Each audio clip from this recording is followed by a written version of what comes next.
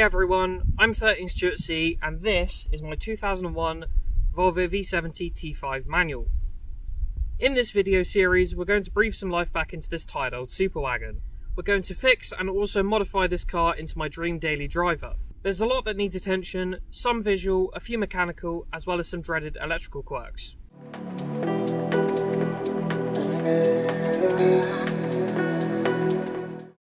So at some point I want to start pulling out these dents.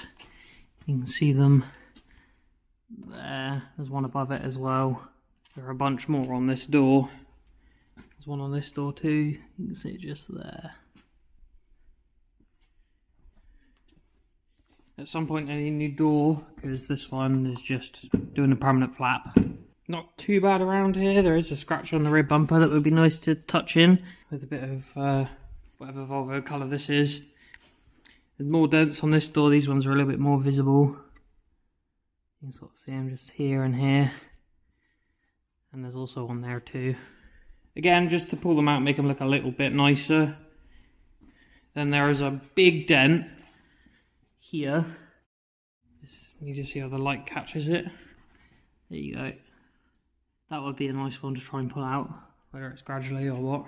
More scratches that would be nice to touch in and then click out over. Also, this light wiper is doing a permanent salute, so I'd like to, at the very least, make it match the other one. At some point we might investigate how to make the headlight washers work properly again, but for now they don't. So just getting a bit of symmetry would be nice.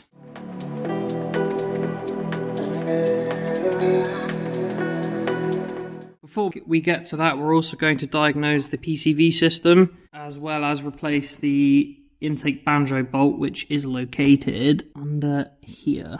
So it's in under there, which I suspect is a part of this engine's issues with oil leaks. The PCV system suffers quite badly. We also need to fix this power steering leak. It's leaking from the bottom and going everywhere, including the floor.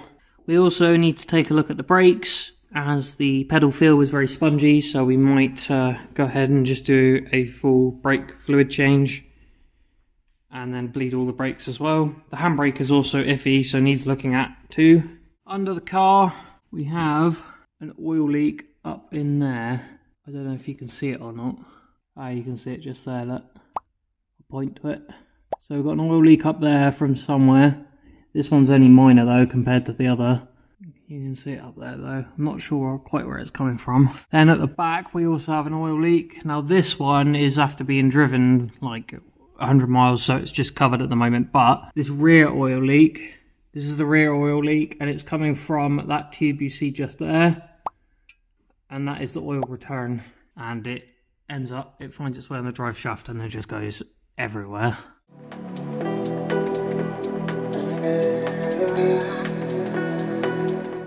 Now for the fun stuff. The electrical issues. Now this car has a few. The first one is the indicator stalk. These have a little motherboard inside them and they tend to crack, and then only when turning left there is an issue where it just intermittently doesn't work. There's a little bit more to it than that, but I'll get to that in a minute. The front windows, both of the front windows also do not roll down. I suspect this is the slide clips that go into the window regulator, but we're going to have to investigate that more. It could be a motor, it could also be a switch, although I very much doubt it because I can hear them when they're on. From the indicator issue, I mentioned it only happens when you're turning left. At the same time, there seems to be an issue with this whole tail light. It has intermittent issues with the tail light and also the reverse light not functioning. Now this could be tied into the indicator fault, but I'm not 100% sure because these are two individual lights. So the indicator might just be the stalk, and then the issue with the tail light and reverse light might be this lower light here and a bad connection of some description. It's intermittent, so I know that it is making some kind of connection, just not a good one. So I'm hoping it's bad ground or a loose wire or something along those lines, but we will try and figure it out as we go.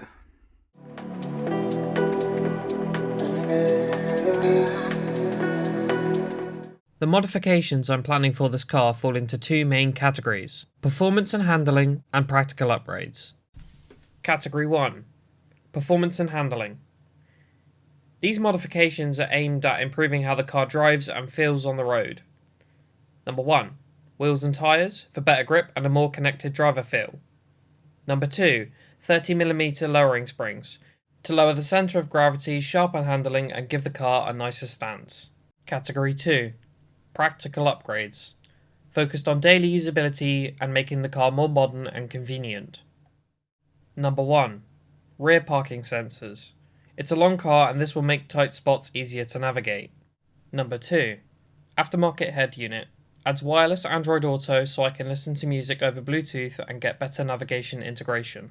Number 3, reverse camera. Integrated into the new head unit for better visibility when backing up.